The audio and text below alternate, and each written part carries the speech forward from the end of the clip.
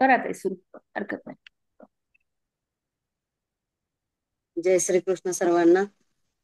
वसुदेव सुतं देवं कंसचाणूरमर्दनं देवकी परमानन्दं कृष्णं वन्दे जगद्गुरुं. श्रीकृष्णं वन्दे जगद्गुरुं. आवाज येतोय ताई? हो हो, येतो येतो.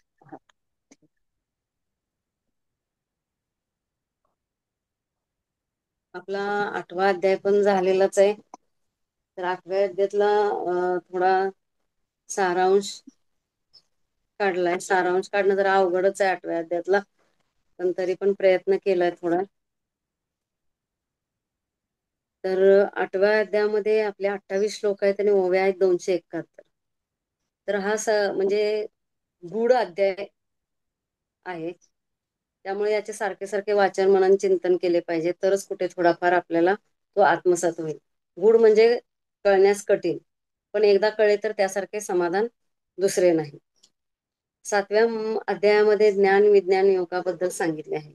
त्यात शेवटच्या 2 श्लोकामध्ये अर्जुनाने 7 प्रश्न विचारलेत, 29 आणि 30. 6 गोष्टी तर त्यातल्या बऱ्यापैकी जरा सोप्या आहेत, पण 7वा प्रश्न थोडा जटिल आहे. तर 6 गोष्टी काय आहेत? ते ब्रह्मद्विदक दुःख कृत्स्नम अध्यात्मं कर्म चाखिलम. म्हणजे ब्रह्म म्हणजे काय, अध्यात्म म्हणजे काय आणि कर्म म्हणजे काय. आणि 30वा आहे साधिभूतादि दैवम माम माम साधी यज्ञ साधी यज्ञच ए विदुः.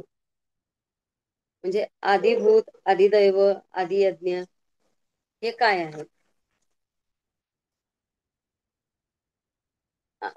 तर ब्रह्म म्हणजे काय, कर्म म्हणजे काय आणि अध्यात्म म्हणजे काय, आदियज्ञ आदिभूत आदिदैव हे काय आहे.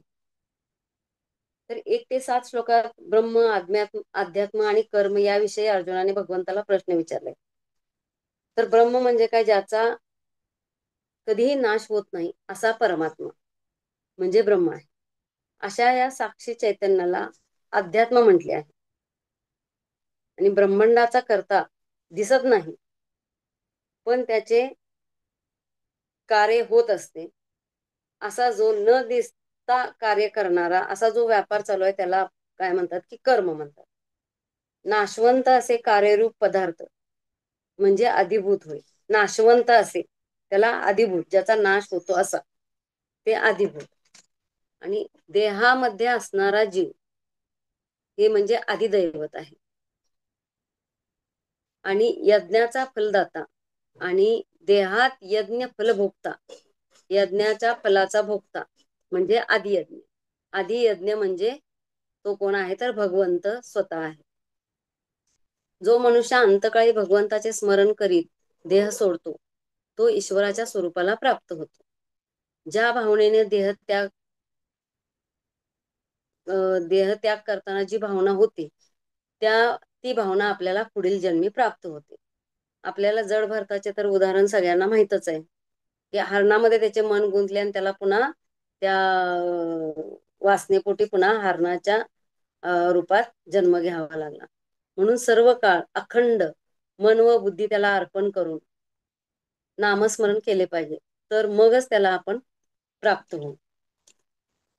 तर त्यातलं थोडक्यात कसं आहे, 7 पर्यंतचे कसं आहे की माझ्यासाठी काय कल्याणकारी आहे ते सांग. अर्जुन कृष्णाला प्रश्न करतो की माझ्यासाठी काय कल्याणकारी आहे ते तुम्ही सांगा. म्हणजे 7वा प्रश्न, अंतकाली आपले स्मरण कसे करायचे ते सांगा. सगुण निर्गुण योग सगळ्या साधनांचे प्रकार त्यामध्ये सांगितले आहेत. परम अक्षर आहे ते ब्रह्म आहे. क्षर आणि अक्षर 2 प्रकार आहेत. क्षर म्हणजे प्रकृती, म्हणजे जिचा नाश होतो, आणि अक्षर म्हणजे जिचा नाश होत नाही असा जीव म्हणजे अक्षर. क्षर म्हणजे समाप्त होणारे, पण वास्तविक हे खरं नाही, नष्ट होत नाही. कुठलीच गोष्ट नष्ट होत नाही बघा. उदाहरणार्थ जर कागद जर घेतला तर नष्ट करायला सांगितलं तर ते होणार का, तर आपल्याला वरवर पाहता वाटतं की होणार. कागदाला काय जाळून टाकलं भिजवून टाकलं की तो नष्ट होतो, पण जाळताना सुद्धा त्याचा काय होते, राख तयार होते आणि त्याचा त्याच्यापासून कार्बन डायऑक्साईड उत्पन्न होतो. म्हणजे फक्त त्याचं काय बदललं, रूप बदललं. म्हणजे आपण काय फक्त त्याचं रूप बदलू शकतो, पण ते नष्ट होऊ शकत नाही. ब्रह्मांडाचे ब्रह्मांडाची जी उत्पत्ती झाली ती अक्षरामुळे झाली. जसं सोन्याचा दागिना जर मोडला किंवा तो जर जाळला, आपण एखाद्या वेळी दागिना परत दिला, तर त्यावेळी जर जाळून काढला तर त्यामध्ये काय निघतं की सोनंच निघतं, त्यात चांदी निघणार का, तर नाही. ज्यापासून पदार्थ बनतो त्याचेच गुण त्याच्यात असतात. अक्षर म्हणजे उत्पन्न होणार नाही आणि नष्टही होणार नाही, याचा अर्थ अक्षर. याचे चिंतन आपली इंद्रिय करू शकत नाही. अक्षराचं चिंतन आपली इंद्रिय करू शकत नाहीत, पण क्षराचे चिंतन आपली इंद्रिय करू शकतात. समुद्राच्या लाटा असतात. लाटेमधून जर समुद्र काढला तर त्या लाटांचे अस्तित्व राहणार का, नाही. हे असं हे माऊलीने उदाहरण दिलेलं आहे बघा. त्या लाटासाठी समुद्राचे असणे म्हणजे समुद्राचं अस्तित्व हे आवश्यक आहे. तसंच सोन्याच्या दागिन्यातून सोने काढल्यानंतर राहणार तर काय आहे, शून्य. मातीच्या खेळणी असतात, त्या खेळणी जर आपण मोडली आणि त्यातनं आपण माती काढून घेतली, त्याला जो आकार दिलेला असतो तो काढून आपण त्या मातीचा गोळा केला, तर माती गेल्यानंतर ते खेळण्याची काय किंमत राहणार, शून्य. तसंच या शरीरातून ब्रह्म काढल्यानंतर म्हणजे जीव गेला, चैतन्य जर गेलं, तर लगेचच शरीराला आपण काय म्हणतो, बॉडी म्हणतो. चला मग लगेच या शरीराला अर्थ राहत नाही आणि या शरीराला लगेच नेण्याची व्यवस्था केली जाते. प्राण आहे तोपर्यंतच त्याला लागेल तेवढा खर्च करून आपण त्याला वाचवायचा प्रयत्न करतो. जोपर्यंत आपल्या शरीरात प्राण आहे, आपण शरीराला वाचवायचा प्रयत्न करतो. पण ब्रह्म आहे तोपर्यंतच, हा जीव आहे तोपर्यंतच, नाहीतर लगेच अंत्यसंस्कार करायला नेतात. त्यामुळे चेतना महत्वाची. चेतनामुळे शरीराला महत्व आहे. त्यामुळे तुकाराम महाराज म्हणतात, देह देवाचे मंदिर, आता आत्मा परमेश्वर. जशी उसात हो साकर, तसा देहात हो ईश्वर. तुका सांगे मूळ जना, तुम्ही देव देही का पाहिना. आपल्याला काय झालं की सगुणाची सवय झाली आहे, त्यामुळे आपण या इंद्रियामध्येच अडकून पडलो आहोत. स्वचा भाव म्हणजे शरीराचा भाव, आय. आय म्हणजे काय की, म्हणजे आय म्हणजे मी, मग त्यातला छोटा आय म्हणजे इंग्रजीमध्ये तो छोटा आय लिहितात, ते म्हणजे या शरीराचा भाव. आणि जो मोठा आय म्हणतात त्याला तो प्रकृतीचा भाव म्हणायचा. मी कोण आहे, अध्यात्म. मी कोण आहे याचं जे अभ्यास करणं म्हणजे त्याला काय म्हणायचं की अध्यात्माचा अभ्यास, आध्यात्मिक अभ्यास, ते म्हणजे अध्यात्म. अध्यात्माचे चिंतन करणे. ममैव अंशो जीवलोके जीवभूत सनातन. म्हणजे मीचा अभ्यास करणं, स्वचा अभ्यास करणं, अध्यात्म म्हणजे. तर याचं उदाहरण म्हणजे कसं की जर आता युद्ध परिस्थिती अशी जर निर्माण झाली तर किंवा आपण आपल्याला खायची इच्छा कशाला होती, खायची इच्छा आपल्या अगोदर मनात येतो, विचार येतो की मला रसगुल्ला खायचा आहे. मग ते काय सांगते की बुद्धी सांगते की जा तू मिठाईवाल्याकडे जा, आण आणि खा. म्हणजे मग बुद्धीनं कुणाला आज्ञा दिली, पायांना आज्ञा. पाय ते आपले मिठाईवाल्याकडे गेले आणि पायाने ते कर्म करायला चालू, म्हणजे असं ह्या कर्माला सुरुवात होते. हे कर्म कर्म करताना ते कर्म कसे केले पाहिजे, कर्म करतानाच ते आध्यात्मिक कर्म पण होऊ शकतं. असा म्हणजे भावाच्या त्यागातून कर्माची उत्पत्ती होते. म्हणजे भाव कुठं आला, भाव हा आपल्या डोक्यात आला, मनात आला की आपण रसगुल्ला खाल्ला पाहिजे. त्यातून भाव आला आणि भावापासून मग पाय लागले चालायला, मिठाईवाल्याच्या दुकानाकडे गेले आणि मग आपण मिठाई आणून ती खाल्ली, म्हणजे कर्माला सुरुवात झाली. म्हणजे भाव तो आपल्या बुद्धीनं आपल्या पायाला दिला आणि पायानं तो अंमलात आणला. असं म्हणजे भावाच्या त्यागातून कर्माची उत्पत्ती होते. तर आदिभूत, आदिभूत म्हणजे काय, विनाश. क्षर याला आदिभूत म्हणतात. आदिभूत म्हणजे जे नाश होतं, ज्याचा नाश होतो त्याला आदिभूत म्हणलंय. नाशवंत असे कार्यरूप पदार्थ म्हणजे आदिभूत होय. तर ज्याची आपण कल्पना करतो, म्हणजे ज्या गोष्टीची आपण कल्पना करतो, कल्पनेत आपण भरपूर रमतो बघा, म्हणजे ते नाशवंत असतं. ज्याची कल्पना करतो ते नाशवंत असतं. आदिभूत म्हणजे नाशवंत. आणि अधिदैव, अधिदैव म्हणजे देहामध्ये असणारा हा जीव, त्याला अधिदैवत म्हटलं जातं. मग अधिदैव म्हणजे काय? तर आपल्या डोळ्यामध्ये सूर्यदेवतेचा वास असतो, नाकामध्ये पृथ्वीचा वास असतो, हातामध्ये इंद्राचा वास असतो आणि पायामध्ये विष्णूचा वास असतो. म्हणजे त्याचं उदाहरण म्हणजे आपण एक आता वारी चालू आहे, वारीमध्ये म्हणजे वारकरी संप्रदायामध्ये की लहान असू दे अथवा मोठं असू दे, त्याच्या पायाला वंदन केलं जातं आणि त्याचे चरणाचं दर्शन घेतलं जातं. कारण या चरणामध्ये श्री भगवान विष्णूचे स्थान असते, असं आपल्या ज्ञानेश्वरीमध्ये सांगितलेलं आहे. तर परमात्म्याचे दोन भेद आहेत. परमात्म्याचे दोन भेद म्हणजे काय आहेत? तर ब्रह्म आणि आदियज्ञ. ब्रह्म व आदियज्ञ. तसेच जीवाचे दोन भेद आहेत, अध्यात्म व आदिदैवत. अध्यात्म व आदिदैव. आणि संसाराचे पण दोन आहेत, कर्म व आदिभूत. म्हणजे संसाराचं कसं आहे बघा, कर्म कर्म हे केलंच पाहिजे. आणि आदिभूत म्हणजे नाशवंत. ह्याच्यासाठी काय आहे? दृष्टांत दिलाय, पाण्याचा दृष्टांत दिलाय. पाण्याचा दृष्टांत म्हणजे कसा, की आकाश स्वच्छ असते त्यावेळी सूर्याभोवती मध्यभागी कोणताही पदार्थ आपल्याला काही दिसत नाही, पण परमाणु रूपाने तिथे जलतत्व असतेच. जलतत्वाची वाफ बनते, वाफेचे ढग तयार होतात आणि ढगातून थेंब थेंब पडतात आणि त्या थेंबाला थंडी लागली की त्याचा बर्फ होता. हा बर्फ म्हणजे जलतत्वाचे स्थूल रूप आहे. हा बर्फ म्हणजे जलतत्वाचे स्थूल रूप झाले. तसेच निर्गुण निराकार ब्रह्म हे जलतत्व आहे. निर्गुण निराकार हा काय आहे? ब्रह्म आहे, जलतत्व आहे. आणि आदियज्ञ ही वाफ हे आदियज्ञ आहे. ढग हे आदिदैवत आहे, आदिदैव आहे. अध्यात्म हा थेंब आहे आणि पावसाची क्रिया हे कर्म आहे. आणि बर्फ रूपाने जल होते ते आदिभूत आहे, म्हणजे त्याचा नाश पण होतो, ते आदिभूत आहे. तर अंतकाळी ज्याचे स्मरण त्याचीच प्राप्ती होत असते. मनुष्य जन्म आपल्याला भजन करण्यासाठी, नामस्मरण करण्यासाठी दिलाय.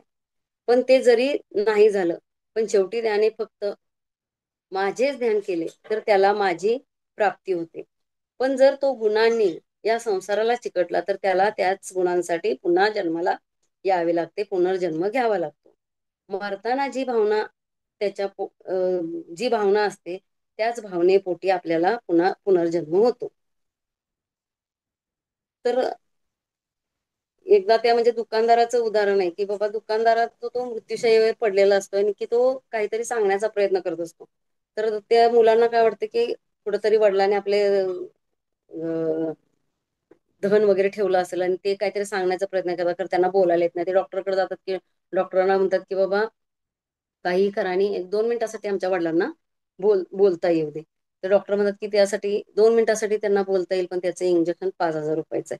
तर हे म्हणतात चालेल चालेल, 5,000 रुपये गेले तरी चालतील, पण ते बोलू दे. मग ते इंजेक्शन देतात डॉक्टर. 2 मिनिटासाठी त्यांना म्हणजे वाचा येते. आणि वाचेत त्यांना मगापासून तुम्हाला मी तेच सांगायचं, ती गाय जी बांधली तिकडं कुणाचं लक्ष नाहीये, ती झाडू खायला लागली, त्या झाडूचं मात्र होतं.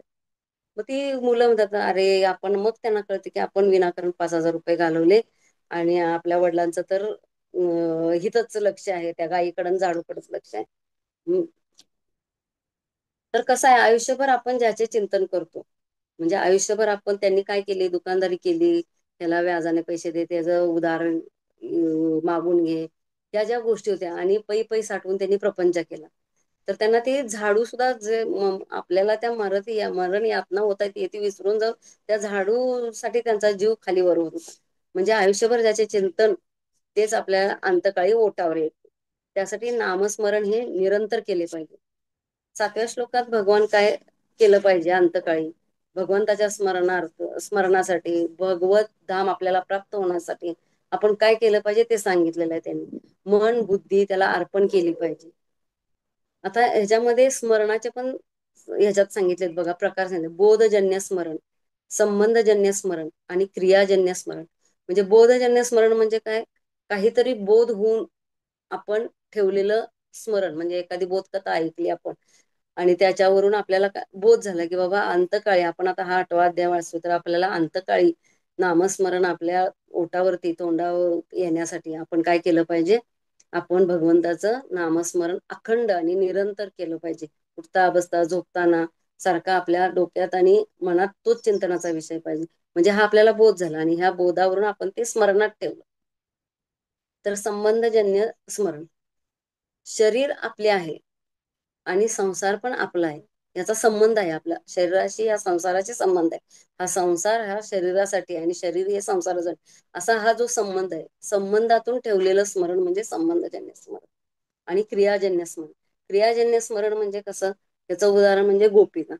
गोपिका चालताना सुद्धा त्या हंड्याला हात लावत नव्हत्या. चालत चालतच आपलं त्यांचं कृष्णासाठी त्यांची भावगीत चालूच असायची. तर माऊलींचं ह्याच्यावरती एक गवळण आहे बघा.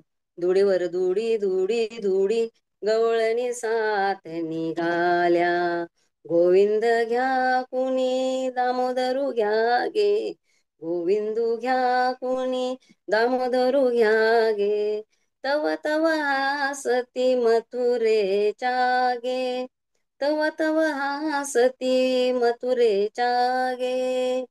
धुडीवर धुडी धुडी धुडी. म्हणजे बघा माऊली पण काय सांगतात की, म्हणजे गवळणी एवढ्या त्यांच्या त्या काम करताना सुद्धा एवढ्या तल्लीन झाल्या होत्या की त्यांना आपल्या डोक्यावरती लोण्याचे घागर आहे आणि आपण लोणी विकायला चालू हे त्या विसरून गेल्या. तर त्यांना त्या लोण्यामध्ये सुद्धा कोण दिसायला लागला की गोविंदच दिसायला लागला. ते त्याला म्हणजे जाता येणाऱ्याला पण गोविंद घ्या कुणी दामोदर घ्या गे, तव तव हासती मथुरेच्या घ्या. म्हणजे मथुरेच्या बाजारात जाताना सुद्धा त्या विसरून गेल्या की आपण कशासाठी चाललो. असं हे क्रियाजन्य स्मरण. ज्यावेळी नियमित नाव घ्याल त्यावेळी अंतकाळी भगवान स्मरणात येतील. मन चंचल आहे त्यामुळे ते एकाग्र करण्यासाठी प्रयत्न तर केलेच पाहिजे. त्यासाठी जपमाळ ही फार सोपी आहे. जपमाळ हरे कृष्ण कृष्ण कृष्ण हरे हरे, हरे राम राम राम हरे हरे. हे भगवद्गीतेमधलं महामंत्र जो आपल्याला सांगितलाय, त्या याने आपल्याला भगवत धाम नक्कीच प्राप्त होऊ शकतं. आता याच म्हणजे सतत चिंतन केल्यानं, सुरवंटाचं उदाहरण दिले. सुरवंट हा सतत चिंतन करत असतो की मी फुलपाखरू कधी होईल, मी फुलपाखरू कधी होईल. आणि त्याच्या त्या अखंड नित्य चिंतनानं काय होतं, सुरवंटाचं फुलपाखरामध्ये म्हणजे सुरवंट ते फुलपाखरू बनत. तसं अखंड नित्य स्मरण चिंतनात राहिले पाहिजे आपल्या. तर श्लोक 8 ते 28 मध्ये फक्त भक्ती योगाचे वर्णन केले आहे. ते पण आणि विस्ताराने केले. त्यामध्ये योग धारणा दिले, ध्यान करायचं दिलंय, सदैव भगवंताचे कसं चिंतन केलं पाहिजे आणि का करायचं, अंतिम क्षणी भगवंताचे नाव तोंडात येण्यासाठी काय केलं पाहिजे, असा प्रश्न अर्जुनाने भगवंताला विचारला. योगामुळे पण प्राप्त होऊ शकतो भगवंत, पण ते फार कठीण आहे. कारण त्याला ध्यान करायला हवे, आपले लक्ष लागायला हवे, प्राणवायूला मस्तकात 2 भुवयामध्ये स्थिर करता आलं पाहिजे, पण ते फार कठीण आहे. योगानं आपल्याला देव साध्य करणं अतिशय कठीण आहे. भगवंत धाम साध्य करणं. मग लगेच अशा योगांना लगेच भगवत प्राप्त होते, पण हे फार दुर्मिळ आहे. निराकाराची उपासना ही फार कठीण आहे. म्हणून तर लगेच भगवंतांनी त्यासाठी आपल्यावर कृपा केली आणि सगुण मार्गाचं आपल्याला सांगितलं. तर त्यानंतर सगुणाची भक्ती करा, त्यानेही तुम्हाला भगवत धामाची प्राप्ती होते. पण सगुणाची भक्ती करताना कसं सतत अखंड अखंड त्याचं चिंतन केलं पाहिजे. म्हणजे हा जीव पुन्हा संसाराला येत नाही. त्याकरता म्हणजे तुकाराम महाराज पण, कृष्ण माझे गुरु कृष्ण माझे तारू, उतरी पहिलं पारू भव नदीचा. म्हणजे कृष्णच माझा गुरु आहे आणि कृष्णच ह्या सगळ्यांना तारणार आहे. उतरी पहिलं पारू, या भवसागरातून जो तारणार आहे तो हा कृष्ण आहे. तर एवढी श्रद्धा, एवढं त्या ह्याच्यावरती आपण विश्वास ठेवला पाहिजे. तर या विश्वासावरने एक म्हणजे हे झालं की भगवान शिव आणि लक्ष्मी वैकुंठात बसलेले असतात आणि त्यावेळी कुंभमेळा चालू असतो. कुंभमेळ्यात गंगाजीच्या स्नानाला आपण बघतोच किती गर्दी वगैरे होती, किती जण लोक येतात की गंगेत स्नान केल्यानं आपलं पाप नष्ट होतं. पण की अशी लोक भरपूर येत असतात. तर लक्ष्मी काय म्हणते की हे काय हे चुकीचं आहे. आणि एवढी गर्दीमध्ये लोकांचं असं कसं काय, असं जर पाप नष्ट होत असेल तर सर्व लोकांची पाप नष्ट झाली पाहिजे होती आणि पुण्यच राहिलं पाहिजे होतं पृथ्वीवरती. तर हे मला काय पटत नाही. तर मग शिव म्हणतात मी तुला पटवून देतो, आणि त्या पटवून देण्यासाठी ते काय करतात, ते म्हणतात की आपण दोघंही खाली जाऊया त्या कुंभमेळ्यात.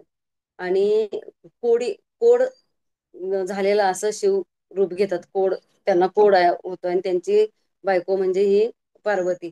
तर ती खाली येतात आणि त्या एका खड्ड्यामध्ये पडतात शिव. आणि पडल्यानंतर त्यांना आता बाहेर काढायला ती पार्वती दंगा करायला लागते की माझ्या पतीला बाहेर काढा, पतीला बाहेर काढा. सगळेजण येतात आणि तिथपर्यंत जाऊन ते कोड आहे बघितल्यानंतर लगेच 2 पावलं मागं सरतात. आणि परत पार्वती काय सांगते की ज्याचे पाप सगळे धुवून गेलेले आहेत, जो फक्त पुण्यवान आहे, अशानच येऊन माझ्या पतीला वरती काढा, नाहीतर जर त्याचं पाप शिल्लक राहिलं असत त्याला तो कोड होईल, असं सांगते. तसं सांगितल्यावरती कोणच धजावत नाही की बाबा प्रत्येकाचे आपलं आपलं मन खायला लागतं की आपलं अं, आपण जगापासून लपवून जरी पाप केलं तरी आपल्या डोक्यात ते पाप असतंच की आपण हे केलेलं आहे ना. त्यासाठी आपण आपल्याला कधीही माफ करू शकत नाही. आपण जगाला फसवू शकतो पण स्वतःला फसवू शकत नाही. तर त्या पद्धतीनं प्रत्येक जण मागं सरकतं आणि दिवस जातो सगळा. मग शिव म्हणतात की बघ हे असं आहे की पाप, गंगे स्नान केल्यानं काय पाप नष्ट होत नाहीत, ते चुकीचं आहे. मग हे सगळं सांगितल्यानंतर मग ती म्हणते की थांबा, थोडा वेळ थांबा, कोणतरी एखादा तरी बघतील, एखादा तरी हे कर.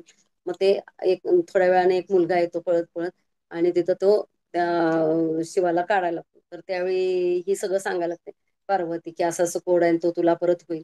तो म्हणतो मगापासून मी हे सगळं ऐकलंय, मी आता गंगेत डुबकी मारून आलोय, आणि गंगेत डुबकी मारल्यानं माझं सगळे पाप नष्ट झालेलं आहे, आणि मी फक्त पुण्यवान आत्मा आहे, आणि मी तुमच्या नवऱ्याला बाहेर काढ. मग ह्यांना या दोघांना पण आनंद होतो की बाबा असं कोणीतरी, म्हणजे ही लाखो जे तिथं आलेले असतात, तर त्यांच्या मध्ये हा एखादाच असा असतो की जो भगवत धामाला प्राप्त होतो. म्हणजे भरपूर जण आलेत पण त्या सगळ्या लाखो लोकांचा विश्वास आहे का, तर नाही. तर विश्वास पण आपल्याला पाहिजे की त्याच्यावरती सगळा भार आपण सोपवला पाहिजे. घेऊन या भार लावून या हात कुरवायला माता, सांगितली चिंता न करावी. हरिपाठात माऊलीने सांगितलेलं आहे बघा.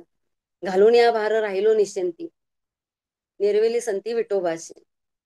घालून या भार, सगळा भार जो आहे तो भार त्याच्यावरती घालून पूर्ण विश्वासाने, काही जरी झालं तर तो येणार आहे ह्या विश्वासाने जर आपण एखादं कार्य केलं, एखादं कर्म केलं, तर नक्कीच तो तिथं येतो. जसं दुधाचं तूप झाल्यावर त्यात दूध दिसत नाही, जसं दुधाचं तूप झालं तर त्यात दूध दिसतं का, नाही. पण दूध त्यामध्ये आहे का, तर दुधाचा अंश त्यामध्ये आहे, पण ते दूध आपल्याला दिसत नाही. त्याप्रमाणे एकदा परमधाम प्राप्त झाले तर पुन्हा जन्माला आपण परत येत नाही. मग तो शुद्ध काळ म्हणजे शुक्ल पक्ष उत्तरायणात देह ठेवला तर तो परत संसाराला येत नाही, याला देवयान मार्ग सुद्धा म्हणतात. आणि अशुद्ध काळ कृष्ण पक्ष म्हणजे दक्षिणायन, यामध्ये देह ठेवला तर त्याचे पुण्य संपले की तो पुन्हा संसार येतो, याला पितृयान मार्ग असे म्हणतात.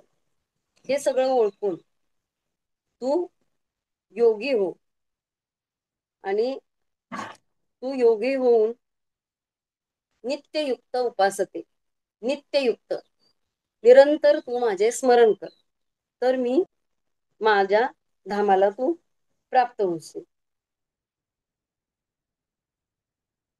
तर आपण जे हे केलं पाहिजे ते पण कसं सांगितलं की घोड्याच्या, माऊलीने घोड्याचं उदाहरण दिले.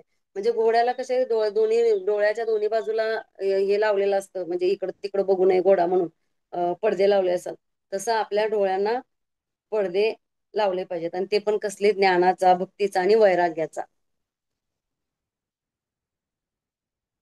तर अजून एक म्हणजे हे आहे की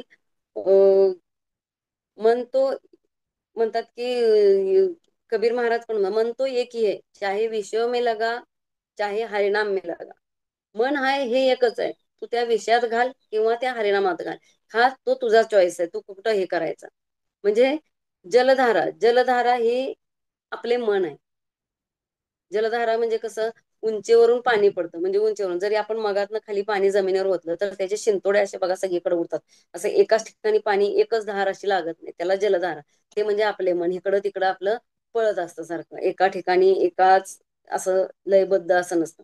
तर तेलधारा ही योग्याचं मन आहे.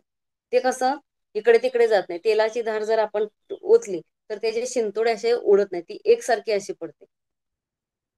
म्हणून आपण हे केलं पाहिजे की इतना तो करना स्वामी जब प्राण तन से निकले, गोविंद नाम लेकर फिर प्राण तन से निकले.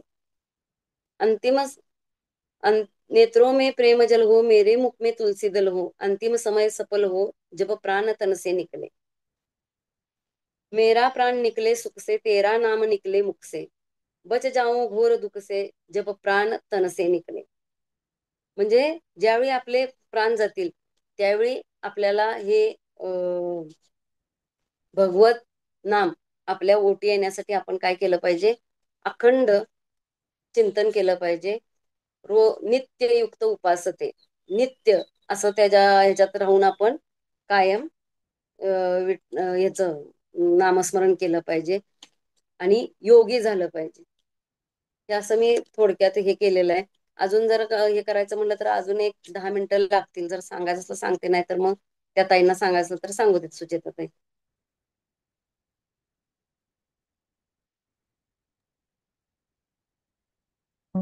हरकत नाही, करा कंटिन्यू ते.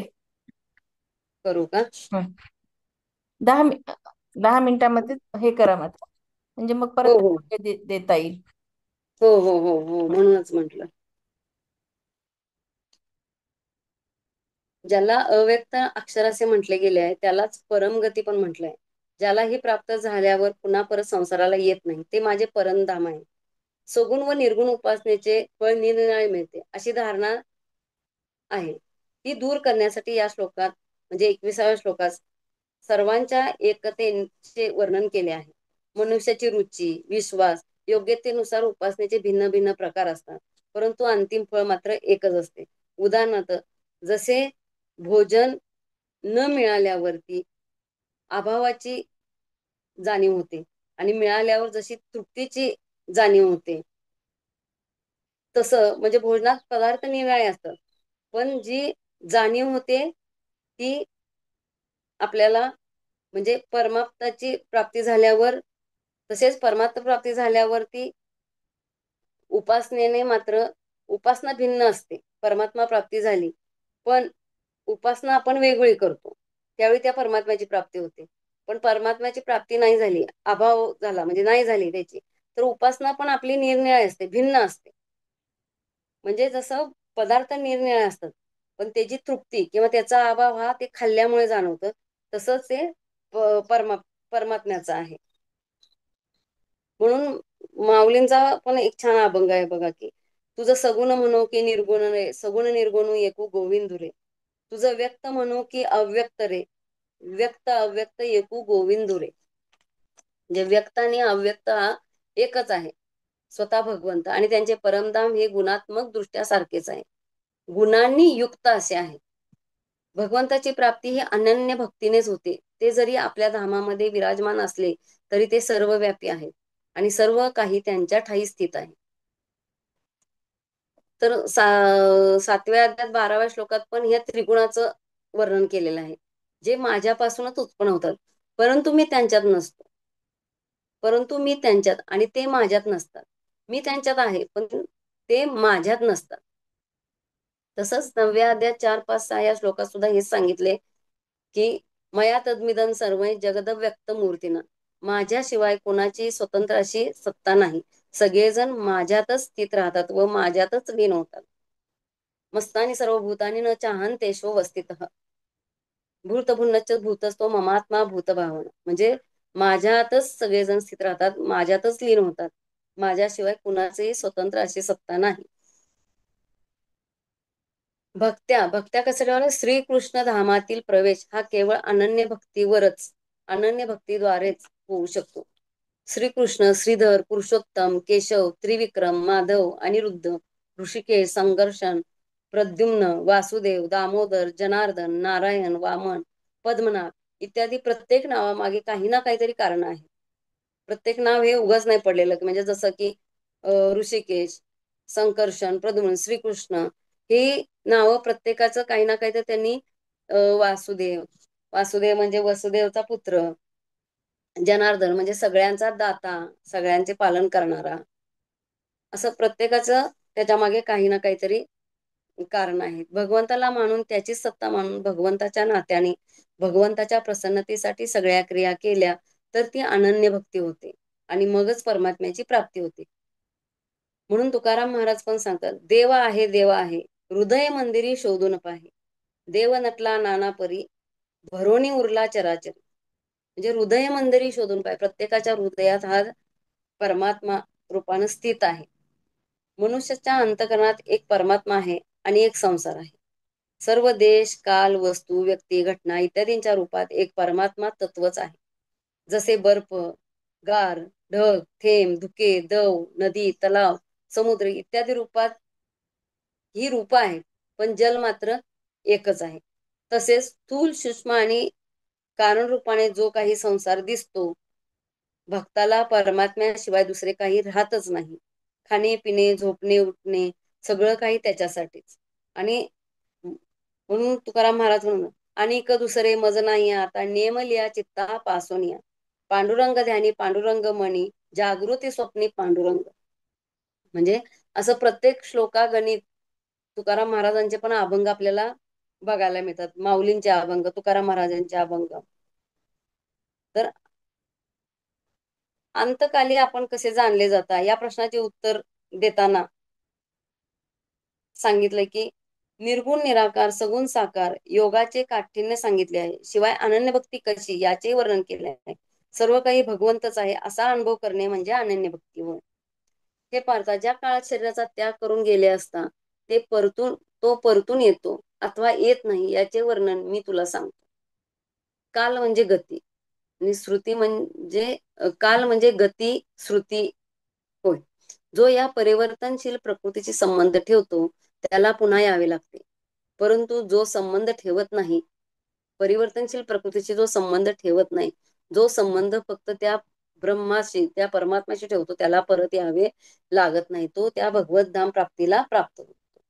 जे परब्रह्माला जाणतात, अग्निदेवतेच्या प्रभावामध्ये, प्रकाशामध्ये, दिवसाच्या शुभ क्षणी शुक्ल पक्षामध्ये किंवा सूर्य उत्तरायणात असताना त्या 6 महिन्यामध्ये मृत्यू पावतो, तो परब्रह्माची प्राप्ती करतो.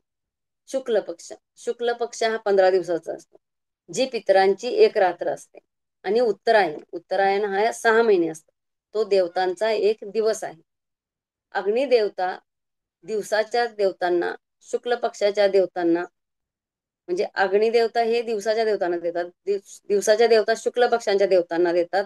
एखाद्याचा म्हणजे त्या काळी मरण जर आलं तर उत्तरायणाच्या देवता ब्रह्मलोकाच्या देवतांना देतात आणि अशा पद्धतीनं तो जीव ब्रह्मलोकात विलीन होतो. शुक्ल पक्ष उपनिषदात त्याला देवयान मार्ग पण म्हटलं आहे. अचिरा अर्चिरा मार्ग, उत्तर मार्ग, देवपद, ब्रह्मपद असं त्या शुक्ल पक्षाला म्हटलेलं आहे. तर धूर रात्र कृष्ण पक्ष किंवा दक्षिणायन असते तेव्हा मरण पावतो त्याला चंद्रलोक प्राप्त होतो. भागवतात 3ऱ्या स्कंदात कपिल मुनी सांगतात की सकाम कर्म करण्यामध्ये, यज्ञ करण्यामध्ये जो निपुण आहे त्यांना चंद्रलोकाची प्राप्ती होते. म्हणजे योगी लोक म्हणजे 10,000 वर्ष तिथे राहून ते त्यांचा पुण्याचा साठा संपला की पुन्हा ते जन्माला येतात. कृष्ण मार्गातून परत येते वेळी तो जीव प्रथम आकाश, परत पुनर्जन्म घेताना कसा घेतात, तर पहिल्यांदा तो जीव काय होतो, प्रथम आकाशात, आकाशातनं वायू, काल आपल्याला त्या ताईंनी पण सांगितलं बघा, आकाशातून वायूमध्ये, वायूमधून ढगात, ढगातून पावसात, पावसातून थेंब रूपाने त्या अन्नामध्ये येतो. वेगवेगळ्या अन्न आहेत त्या, आणि त्या अन्नातून पुरुषाच्या शरीरात आणि त्याच्या शरीरातून स्त्री मध्ये जाऊन मग जन्म मरणाच्या फेऱ्यात तो पुन्हा अडकतो. आपापल्या कर्मानुसार आपल्याला गती मिळत असते. दिवस असो की रात्र, उत्तरायण असो की दक्षिणायन, असे स्पष्ट शब्दात सांगितले आहे. मग ते नंतर लोकांनी ठरवलं की दक्षिणायनमध्ये गेला की कसं आणि ह्याच्यामध्ये गेला की कसं होतं. तर त्याचं काही हे नाहीये, कुठल्याही ह्याच्यात तो जाऊ दे, त्याला आपापल्या कर्माप्रमाणे गती मिळत असते. भीष्मांनी काय केलं की त्यांना शाप होता आणि त्या शापामुळे ते मृत्यूलोकात आले होते. त्यांना देवलोकात जायचे होते. दक्षिणायनामध्ये देवलोकांची रात्र असते, त्यामुळे ते बाणांच्या शरीरावरती पडून होते. त्यावेळी ते दरवाजे बंद असतात. जर शरीर सोडले असते तर त्यावेळी त्यांना ती बाहेर प्रतीक्षा करत बसावे लागले असते. आणि तसं होण्यापेक्षा इथे श्रीकृष्णाचे दर्शन होत राहील या कारणाने त्यांनी, आणि शिवाय त्यांना इच्छा मरण होते म्हणून ते एकटे राहून पडून राहून काय करणार, म्हणून त्यांनी अ इच्छामरण स्वीकारले आणि उत्तरायणाची वाट पाहून ते उत्तरायणामध्ये ज्यावेळी दारं उघडली त्यावेळी त्यांनी आपला देहत्याग केला. वैदिक मतानुसार प्रकाशमय आणि अंधकारमय असे या जगतातून प्रयाण करण्याचे दोन मार्ग आहेत. जेव्हा मनुष्य प्रकाशमय मार्गातून प्रयाण करतो तेव्हा तो परत येत नाही, परंतु जेव्हा अंधकारमय मार्गातून प्रयाण करतो तेव्हा तो परत येतो. चर अचर प्राणी क्रमाने अथवा भगवत कृपेने केव्हा ना केव्हा तरी मनुष्य जन्मात येतातच, आणि मनुष्य जन्मात केलेल्या कर्मानुसार आपण ऊर्ध्वगती, मध्यगती, अधोगती होत असते. आसक्ती या गुणामुळे मनुष्य कधीही अधोगतीला जाऊ शकतो, पण तो स्वतः परमात्म्याचा अंश असल्यामुळे तो कधीही ऊर्ध्वगतीला जाऊ शकतो. म्हणजे काय सांगितलं बा, मनुष्य त्याच्या गुणामुळे, आसक्ती या गुणामुळे तो अधोगतीला जाऊ शकतो, पण तोच मनुष्य जरा प्रयत्न केले, जरा चिंतन केलं तर तो परमात्म्याचा अंश असल्यामुळे तो कधीही ऊर्ध्वगतीला जाऊ शकतो. याचाच अर्थ शुक्ल पक्ष प्रकाशमय यामध्ये मृत्यू पावलेले लोक पुन्हा जन्माला येत नाही, त्यात ते अडकत नाही. हे पाहता भक्त जरी दोन्ही मार्ग जाणत असले तरी ते कधीच मोहित होत नाहीत. म्हणून तू सदैव भक्तीत लीन राहा, योगयुक्त हो, म्हणजे तू निरंतर अनन्य भावाने भगवत भक्तीत लीन हो. उदाहरणार्थ जनाबाईचं आहे की जनाई करीते हरिभजन. जनाईच्या शेणीमधून सुद्धा विठ्ठल विठ्ठल विठ्ठल असा आवाज ऐकू येत होता बघा. जनाईचा सूर सुद्धा पांडुरंगानं हे केला, आणि जिकडं त्याच्या असे त्याचे जे सेवक संत असतात त्या ठिकाणी देवाला राहायला आवडतं. ज्या सुखा कारणे देव वेडावला, वैकुंठ सोडून संत सदनी राहिला, नामदेव महाराज म्हणतात. म्हणजे हे सुख त्याला आवडतं. मनाला सवय लावली पाहिजे की, म्हणजे त्यासाठी मनाला सतत आहे, नको नको मना गुंतू माया जाळी, काळ आला जवळी ग्रासायला, ही ओळ आपण सतत लक्षात ठेवली पाहिजे तुकाराम महाराजांची. आणि यासाठी महिन्यातनं एकदा तरी स्मशानभूमी, हॉस्पिटल यासारख्या ठिकाणी आपण भेटी दिल्या पाहिजे. जो मनुष्य भक्तिमार्गात स्वीकार करतो तो वेदाध्ययन, तपस्या, दान देणे, दार्शनिक तथा सकाम कर्म करण्यापासून जे फल प्राप्त होते त्या फलापासून वंचित होत नाही. भक्तिपूर्ण सेवा केल्याने ते सर्व प्राप्त होते आणि अखेरीस त्याला परम शाश्वत धामाची प्राप्ती होते. वेदांचे अध्ययन करून मग गृहस्थाश्रम यामध्ये अनेक यज्ञ करावे लागतात. हा यज्ञ म्हणजे आपला सात्विक यज्ञ झाला पाहिजे. तसेच दान सुद्धा सात्विक पाहिजे. तर सात्विक म्हणजे काय, ज्यावेळी आपली मानसिक, कायिक, वाचिक सर्वतोपरी आपण सतमध्ये असतो, म्हणजे सत्व गुणात असतो, कोणतेही वाईट विचार येत नाहीत, ज्यावेळी आपल्याकडे तमोगुणाचा नाश झालेला असतो, रजोगुणाचा लय झालेला असतो, सद्गुण वरचढ असतो, त्यावेळी केलेली सगळीच कर्मे आपली सत्कर्मे आणि यज्ञ होत. अशा प्रकारे आपण कायम त्याच्यातच लीन राहिले पाहिजे, मतपरायण झाले पाहिजे. सगळं काही आहे ते त्याचेच आहे, जो मी आहे तो सुद्धा तोच, तूच आहेस, माझं मी गळून गेलं पाहिजे. अशी भक्तिमय आपल्याला भगवत धामात घेऊन, अक्षी भक्तीच आपल्याला भगवत धामात घेऊन जाते. तेथून आपण कधीही परत येत नाही. मग त्यावेळी कोणताही उत्तरायण असो वा दक्षिणायन असो याचा काहीही फरक पडत नाही.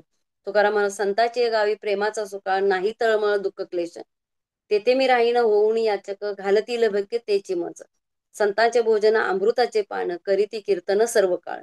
अशा प्रकारे पहिले 6 अध्याय व शेवटचे 6 अध्याय या मधल्या 6 अध्यायांचे आवरण आहे. आणि हे मधले 6 अध्याय म्हणजे 7 ते 12 आपण भक्तांच्या सानिध्यात, भक्तीच्या सानिध्यात श्रवण करून जाणून घेतले पाहिजे. जय श्री कृष्ण. अध्यायात 1 ते 8 अध्याय हा अक्षर ब्रह्मयोग. या अध्यायामध्ये 1 ते 7 श्लोकात अध्यात्म कर्म इत्यादी बाबत अर्जुनाचे 7 प्रश्न आणि त्यांची उत्तरे, 8 ते 22 मध्ये भक्तियोग, 23 ते 28 मध्ये शुक्ल मार्ग कृष्ण मार्ग यांचे विवरण आले आहे. या अध्यायात अर्जुनाने 7 प्रश्न विचारले आहेत. अर्जुनाच्या 7 प्रश्नाचे उत्तर देता देता भगवंतांनी मृत्यू समयीच्या चिंतनाचे महत्व सांगितले आहे. निरंतर भगवंताचे चिंतन करण्यास सांगितले आहे. योगाच्या साहाय्याने भक्तिपूर्वक भगवंताच्या सगुण साकार स्वरूपाचे चिंतन करीत प्राणत्याग करण्याचे प्रकार आणि त्यांचे फळ यांचे वर्णन केले आहे. पहिल्या 2 श्लोकात ब्रह्म अध्यात्म अधिभूत आणि ब्रह्म अध्यात्म अधिभूत यावर त्याचे प्रश्न आहेत. अर्जुनाच्या अधिभूत, अधिदैव आणि अधियज्ञ याविषयी 3 व 4 श्लोकात त्याचे उत्तर भगवंत देतात. परमाक्षर ब्रह्म आहे. जीवात्म, अध्यात्म व त्याग म्हणजे कर्म. उत्पत्ती व विनाश असलेले सर्व पदार्थ आधिभूत आहेत. हिरण्यमय पुरुष आदिदैव आहे. शरीरातील वासुदेव आदियज्ञ आहे. अंतकाळी भगवत स्मरणाचे फळ म्हणजे अर्जुनाचा 7वा प्रश्न आहे. अंतकाळी जी भावना असेल, विचार असेल, चिंतन असेल, त्याप्रमाणे मनुष्याला गती मिळेल. जो मनुष्य अंतकाळी ज्या ज्या भावाचे स्मरण करीत शरीराचा त्याग करील, तो जन्म त्याला मिळतो. यासाठी भगवत प्राप्ती करायची असेल तर निरंतर भगवत चिंतन करीत राहा. निरंतर चिंतनामुळे परम दिव्य पुरुषाची प्राप्ती होईल. परम दिव्य स्वरूपाचे वर्णन आणि त्यांच्या चिंतनाचा विधी हे 8व्या श्लोकात सांगितले आहे. निरंतर चिंतन करणारा मनुष्य परमेश्वराला जाऊन मिळतो. भक्तियुक्त पुरुष अंतकाळी सुद्धा योग बलाने प्राण चांगल्या रीतीने स्थापन करून मग निश्चल मनाने स्मरण करीत परमात्म्याला प्राप्त होतो. हे मधुसूदना, हे आदियज्ञ कोण आहे आणि तो या शरीरात कसा आहे? तसेच अंतकाळी युक्त चित्ताचे पुरुष तुम्हाला कसे जाणतात? हे मधुसूदना, ज्या पुरुषाने संसाराचा त्याग करून अनन्य भावाने भगवंताच्या ठिकाणी एकरूप झाले आहेत, अशा पुरुषाला त्यांच्या अंतकाळी आपले स्मरण कसे होते? असा पुरुष आपले कोणते रूप जाणतात? आत्म्याच्या अनुरोधाने जे वर्णन म्हणजे ते अध्यात्म आहे. आत्म्याचा मार्ग ही आत्म्याची विद्या आहे. अध्यात्म म्हणजे जीवाचे अस्तित्व. अर्जुनाने कृष्णाला ब्रह्म, अध्यात्म, कर्म, अधिभूत, आदिदेव यावर प्रश्न विचारले. अर्जुन हा कामधेनूचा बछडा आहे. शिवाय तो कल्पतरूच्या मांडवाखाली बसला आहे, म्हणजे प्रत्यक्ष भगवंताच्या छायेत बसला असल्यामुळे अर्जुनाची सर्व मनोरथ सिद्धीच जात आहे. असे अर्जुनाच्या मनातील गोष्ट ओळखून भगवंत गोष्टीरूपी पक्वानांचे ताट वाढून ठेवत आहेत. असा कृपाळू गुरु असल्यामुळे अर्जुनाच्या सर्व जिज्ञासा पूर्ण होत आहे. श्रीकृष्ण म्हणाले, जे परम अविनाशी आहे ते ब्रह्म. ब्रह्माची उत्पन्न व नष्ट न होण्याची जी सहस्थिती तिला अध्यात्म म्हणतात. भूत मात्रादी पदार्थाची उत्पत्ती करणारा जो सृष्टी व्यापार त्याचे नाव कर्म. आपल्या स्थितीने असणाऱ्या ब्रह्माचे जे अखंडत्व, त्या अखंडत्वास अध्यात्म हे नाव आहे. कर्त्याशिवाय अव्यक्ताच्या ठिकाणी हा भासमान होणारा आकार उत्पन्न होतो. असा जो व्यापार त्याला कर्म हे नाव आहे. हे न श्रेष्ठा अधिभूत म्हणजे नश्वर पदार्थ व जीव हाच अधिदैवत आणि या देहात अधियज्ञ मीच आहे.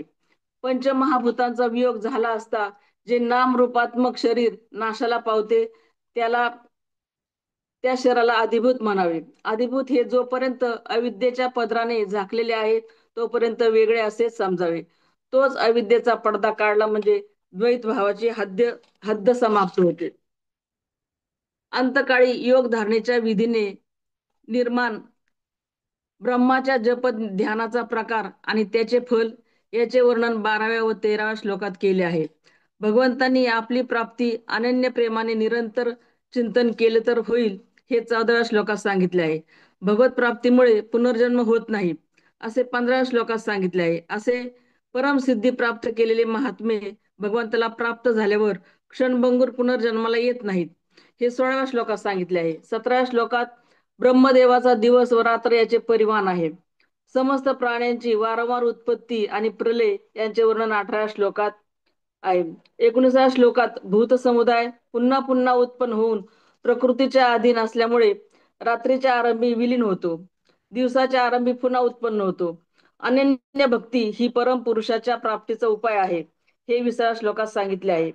अव्यक्त भावाला प्राप्त झाल्यावर मनुष्य परत येत नाही हे भगवंताचे सर्वश्रेष्ठ स्थान आहे हे 21व्या श्लोकात सांगितले आहे. सच्चिदानंद घन परमात्म्याची प्राप्ती ही अव्यक्त अनन्य भक्तीनेच प्राप्त होईल हे 22व्या श्लोकात आले आहे. शुक्ल व कृष्ण मार्गाचा विषय सांगण्याची भगवंताची प्रतिज्ञा आहे. जे योगी शरीराचा त्याग केल्यावर परत जन्माला येत नाहीत व जे परत जन्माला येणाऱ्या गतीला प्राप्त होतात तो 2 मार्ग श्लोकात आहे. उत्तरायणाच्या 6 महिन्यात शुक्ल पक्षात दिवसा मृत्यू झाल्यावर ब्रह्मज्ञानी योगी देवताकडून नेले जाऊन ब्रह्माला प्राप्त होतात हे 23व्या श्लोकात सांगितले. दक्षिणायनाच्या 6 महिन्यात कृष्ण पक्षात रात्री मेल्यावर सकाम कर्म करणारा योगी चंद्र तेजाला प्राप्त होऊन शुभ कर्माची फळ भोगून परत येतो. जगाचे हे 2 प्रकारचे शुक्ल आणि कृष्ण अर्थात देवयान आणि पितृयान मार्ग सनातन मार्ग आहेत. मार्ग गेले आहेत. दोन्ही गती जाणणाऱ्या योग्याची प्रशंसा व अर्जुनास योगी बनण्याची आशा 27 श्लोकात आहे. येथे काल श्रुती म्हणजे मार्ग आहे. हे दोन्ही मार्गांना जाणल्यावर कोणीही योगी मोह पावत नाही. म्हणून समबुद्धिरूप योगाने युक्त हो आणि माझी प्राप्ती कर, असे 27व्या श्लोकात भगवंताने सांगितले आहे. असा योगी पुरुष हे तत्व जाणून वेदांचे यज्ञ जप तप दान याचे पुण्यफल व माझी प्राप्ती माझे चिंतन कर, म्हणजे माझ्या प्रत येशील. मरणाच्या वेळी जो माझेच मत स्मरण करीत शरीराचा त्याग करून जातो तो मत स्वरूप पावतो, यात संशय नाही. अर्जुना, ज्यास आदियज्ञ म्हणतात, जे पुरुष जिवंत असताना जाणून मरण काळीही जाणतात. ज्ञानेश्वरीमध्ये माऊलीने सांगितले आहे की, म्हणून या परी माते अंतकाली जाणत असे, जे मोकली ती देहाते ते मीची होती. याप्रमाणे मला अंतकाळी जाणत असता जे देहाचा त्याग करतात ते मद्रूपच होतात. शरीररूपी आकार नाश पावतो व आत्मवस्तू सर्वत्र भरलेली असते. मरण जवळ येऊन ठेपले असता मनुष्याच्या मनाला ज्या वस्तूची आठवण होते तीच वस्तू तो होतो. मृत्यूच्या प्रसंगी जी वस्तू जीवनाच्या समोर येऊन उभी राहते ती वस्तू कोणत्याही प्रकारे चुकत नाही. ज्या ज्या वस्तूचे स्मरण करीत मनुष्य अंतकाळी देहाचा त्याग करतो तिच्या स्मरणाने चित्त एकाग्र होते. जिवंत असताना जी गोष्ट आवडीने अंतकरणात राहते तीच मरणाच्या वेळी वारंवार मनात येते. मरण समय ज्यास जी वस्तू आठवते त्याच गतीला तो जातो. म्हणून सर्व काळी माझे स्मरण कायम ठेव आणि युद्ध कर. मन व बुद्धी माझ्या ठिकाणी अर्पण करून राहिलास म्हणजे तू निसंशय मज प्रत येशील. यासाठी शरीरात जोपर्यंत चेतना आहे तोपर्यंत भगवंताचे नामस्मरण करावे, त्याला आठवावे, हृदयात स्थान द्यावे. अंतकाळी या स्मरणाने भगवंताचे स्मरण होईल, आत्मा भगवंतात विलीन होईल, जन्म मरणाचा फेरा चुकेल. अशी स्थिती कशाने होईल तर अगोदर भगवन नामाचा अभ्यास करावा लागेल. हे पार्था, अभ्यास योगामुळे स्थिर झालेल्या व अव्यक्त न जाणाऱ्या चित्ताने परमपुरुषाचे सतत स्मरण करणारा मनुष्य ज्या तेजस्वी परम पुरुषाप्रत जातो, याच अभ्यासाबरोबर चित्ताची सांगड घातली देह आहे किंवा गेला याची आठवण राहणार नाही. चित्त चिद्रूप झाल्यावर जन्म मरणाचा शीन सहजच संपून जाईल, कारण ते चैतन्य एकरस आनंद आहे. सर्वज्ञ पुरातन नियंता अणुपेक्षा लहान आहे, ज्याची कल्पनाही करता येत नाही. सूर्याप्रमाणे स्वरूप असणारा असा ज्याचे जो सतत स्मरण करतो अशा आत्म्याचे अस्तित्व आकाराशिवाय व जन्म मृत्यू रहित आहेत.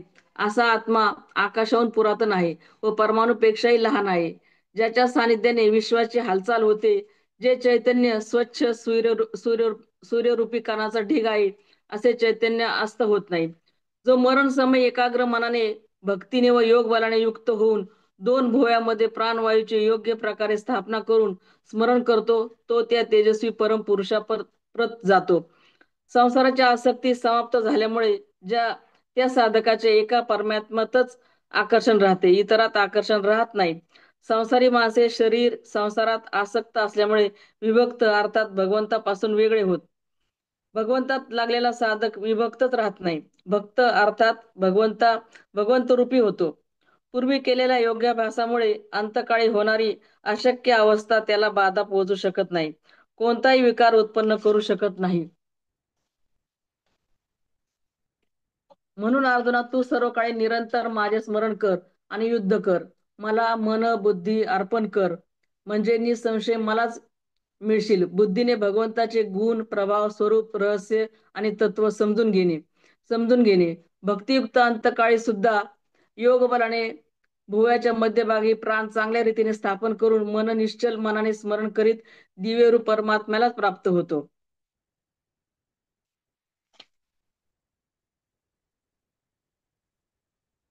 छान झाले लिहिलं. ताई.